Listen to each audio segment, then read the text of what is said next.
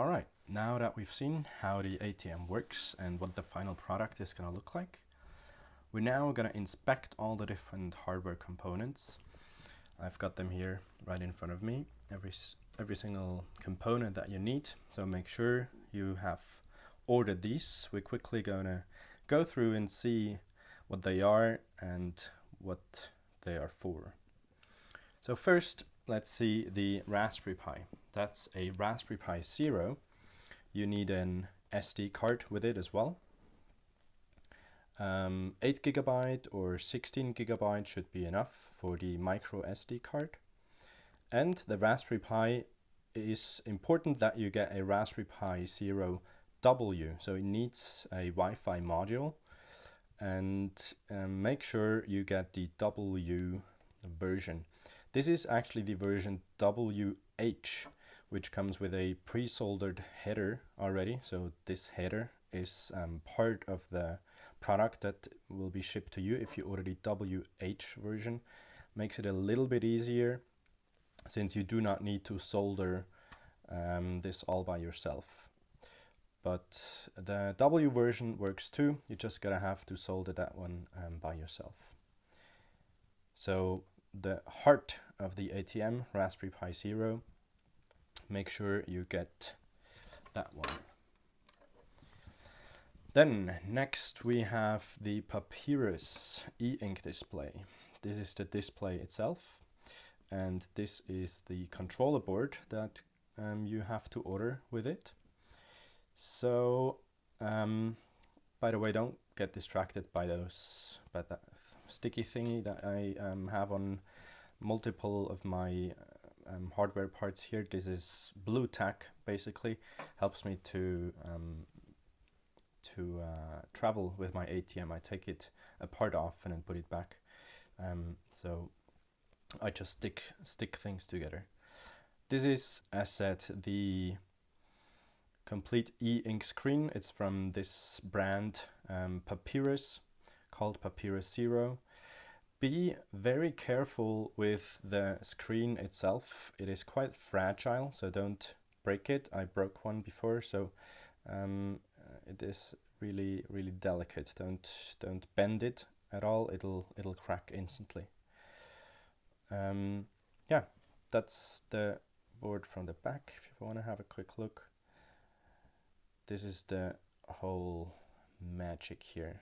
We need this in order for all the user interactions. So we're going to display the price, the Bitcoin price on this display. We will show the user how much money has been inserted into the ATM. So this is the Papyrus e-ink display. Then next we have the Pi camera. Also here you can see my blue tack. This is just so I can attach it easy and take it off again. This is the camera. Around $6 I think is the price of this 5 megapixel camera, and we will use in our ATM build this camera to scan QR codes and to have other things scanned, like API credentials. We will scan with this camera too.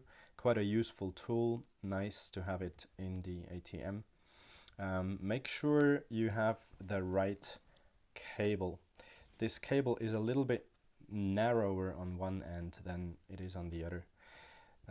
The Raspberry Pi Zero is the only Raspberry Pi that has a different camera connector. So over here you can see that is where the camera goes into. A little latch that you pull, and then like so. And you got to make sure that you have the right cable, the one that becomes more narrow towards the end. By the way, the same connection on the other side. So if you pull this off here,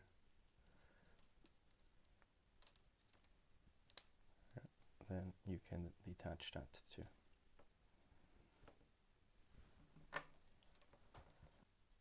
Next thing is the coin acceptor. The coin acceptor is a coin acceptor that can take up to 6 different coins, and it doesn't matter what currency it is. You can program it with any currency that you like. That's what those buttons are for, those 3 here. We will later, in a later video, go through a whole setup process. I will show you how to set it up, how to go into the setting mode here with those buttons, and then how you actually teach it what a particular coin looks like. It works basically in that way that you will tell it what coins or how many coins you want to accept with it, and then you insert that particular coin multiple times. 15 times is a good number. So for example, a 20-cent coin, you take a 20-cent coin and you insert it 15 times into the coin acceptor, and it will learn, it will take measurements, it will make a profile of that particular coin, and from then on will know what that coin looks like and accept it. It will send a certain amount of pulses for the different coins, and that's how the Raspberry Pi, or the software on the Raspberry Pi, will detect which coin has been inserted, and then on the display add all the values of the coins that the user throws into the ATM.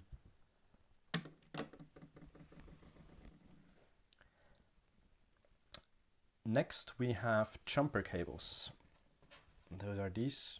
Make sure you have different ones. Those are the shortest ones I use. Those are the longest.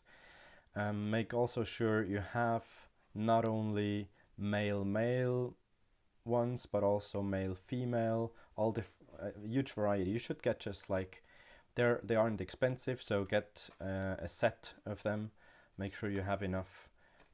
We need them to connect the different components. I'll show you that in the next step, how that goes. Alright, next we have the button. This is the button I'm using. It's a standard, simple, clicky button, although mine has even an LED inside, but you can just get a simple click button. All that it needs to do is it has to close an electric circuit. We will have 2 GPIO pins here on the Raspberry Pi connected to that button, and when we click it, we want to close the electric circuit, and then therefore the Raspberry Pi can read the button state, and we can have certain interaction through the button with the software that will be running on the Raspberry Pi. Next we have the USB cable. This one I already cut one end off. You will later learn why that is and how we're going to use those USB cables. Make sure you have 2 of them. This is a USB A to USB micro cable. We will cut them both, just make sure you have 2 of them. And then we have this little step-up transformer. This is a 5 to 12 volt step-up transformer. What we do, the reason why we need this component is because our coin acceptor runs on 12 volt and the Raspberry Pi runs on 5 volt.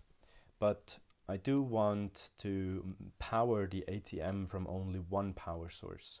So the way we solve this problem is we run the Raspberry Pi on 5 volt, and then we step up 5 volt to 12 volt and power the coin acceptor with it. So this, you'll find a link where to get this on my GitHub, and they come in different shapes and versions. Just get one. They are fairly inexpensive.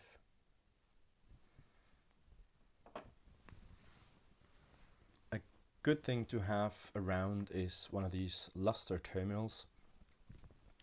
It is basically a simple little device that you can insert a cable from both sides and screw the cables tight, and they'll be connected.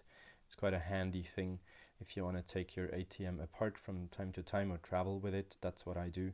You can also just solder the cables together. That's fine too.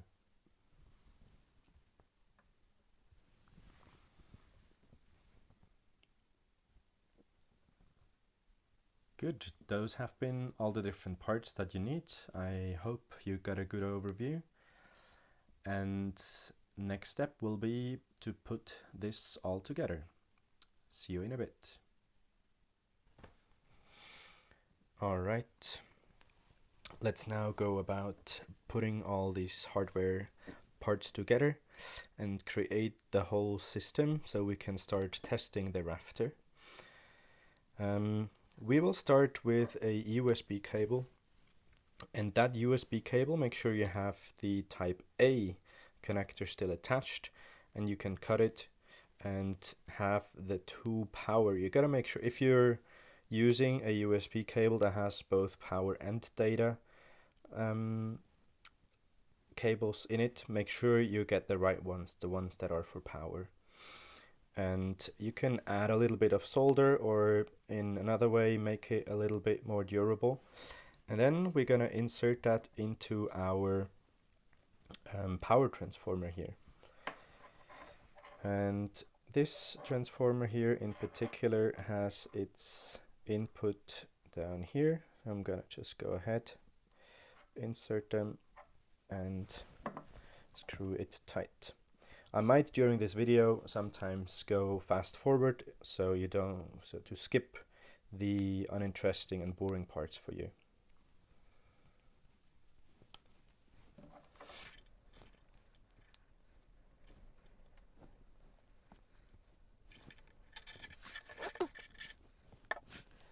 Good. Next we will have, since we have 5 volt that we feed into this transformer, and we have 12 volt that will come back out on the other side over here, we will now attach the cables that will later power the coin acceptor here. And those cables, I've got mine here. You can make sure they're about 10-15 centimeters in length. That should be fine.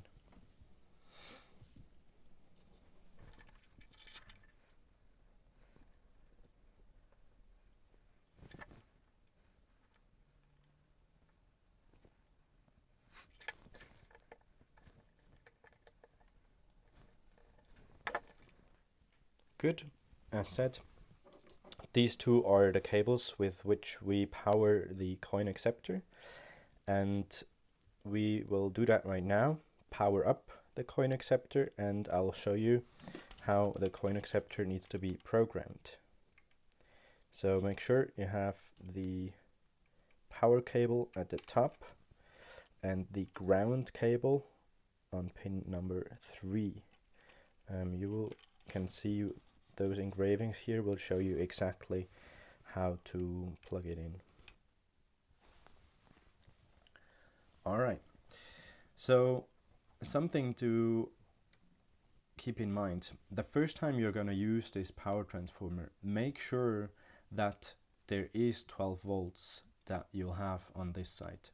So power it on without the coin acceptor attached, and then measure with a voltmeter how much volt you have over those two connectors.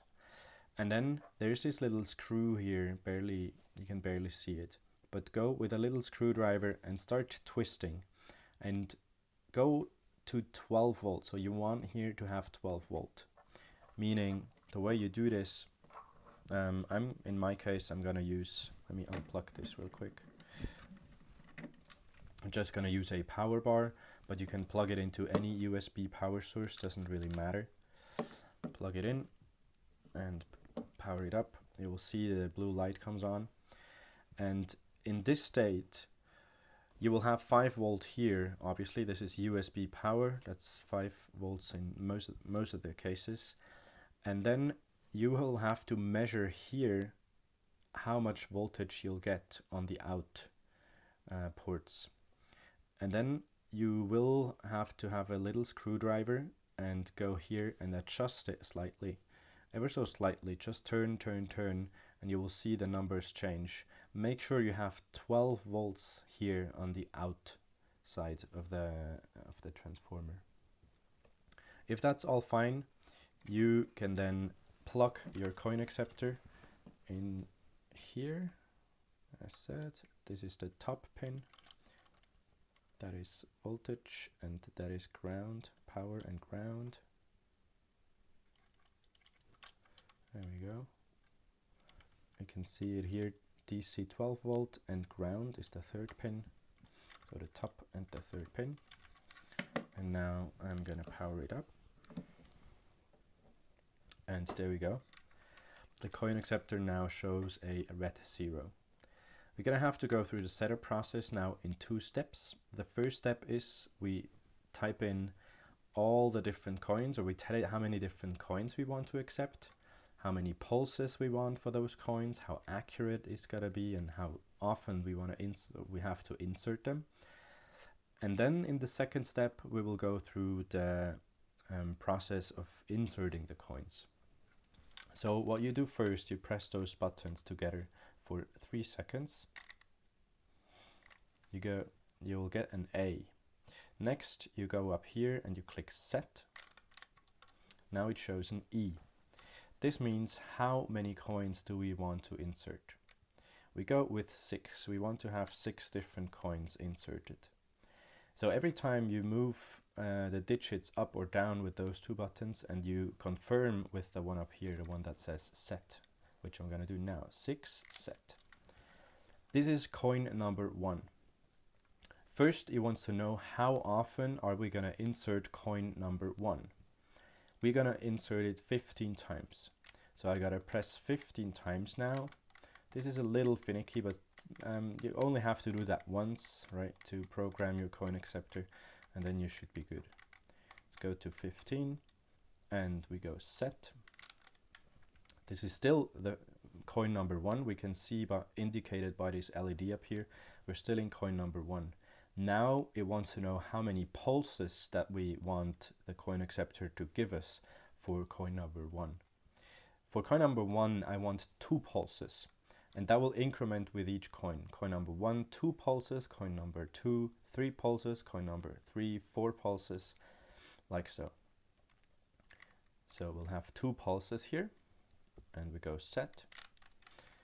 This is F1, meaning how accurate do we want it to be.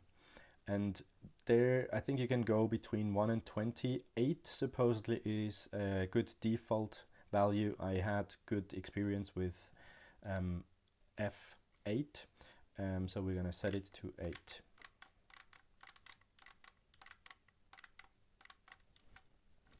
And set.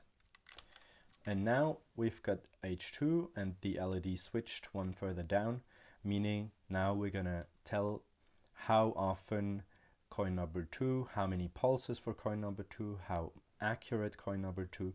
I'll show you again, and after this second coin I will fast forward to the end. So let's go all the way up to 15 again. We insert every single coin 15 times. 15. There you go, set. P, how many pulses? This is the second coin, so we want 3 pulses for it. F2, how accurate? Coin number 2, same. I'm gonna put 8. So the only thing that changes really is the pulses. We insert every coin 15 times, and the accuracy we put to a default value of 8 with each coin. Only the pulses we are gonna change. So I'm gonna go through the rest of those 4 coins right now and fast forward while I do so.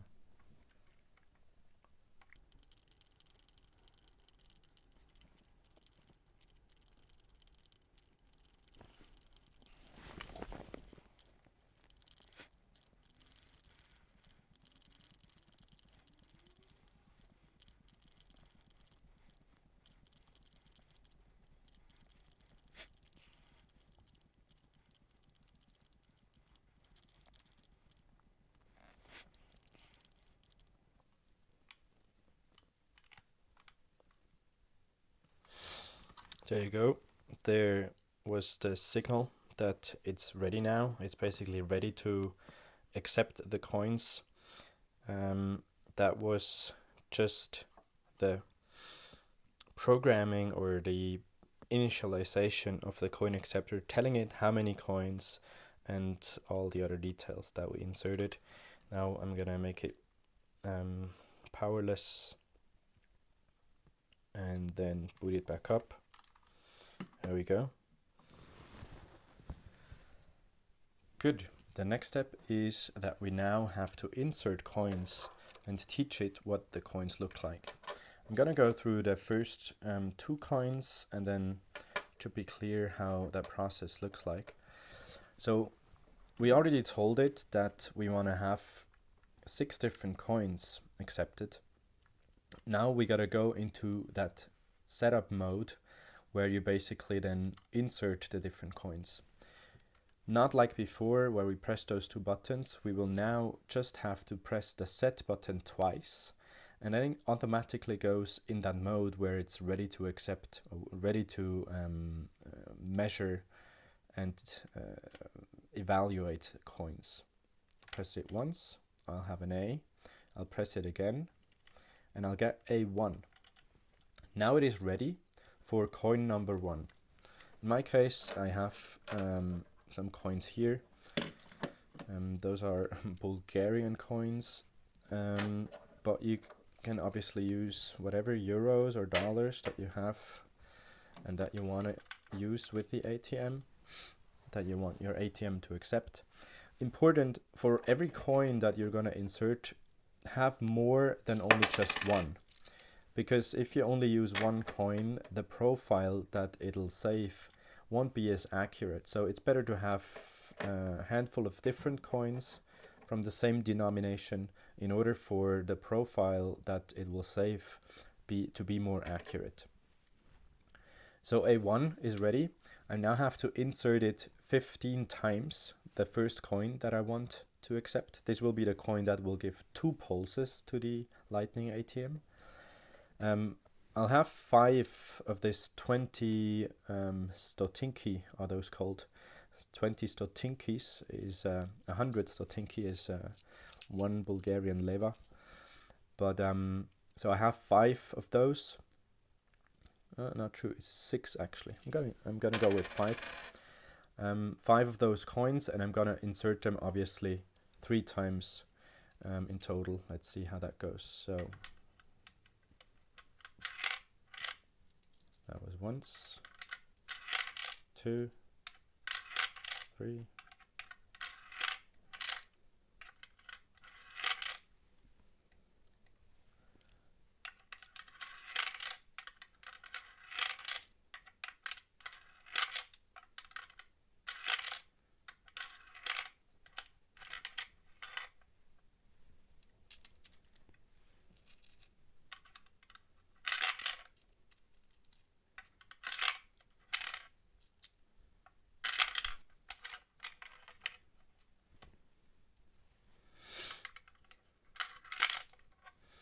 So now the last coin, you will see that it will now confirm that this was the last coin needed. Let's see.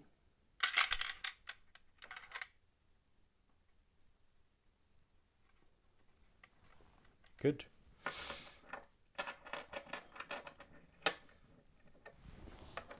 We do the exact same now for an additional coin.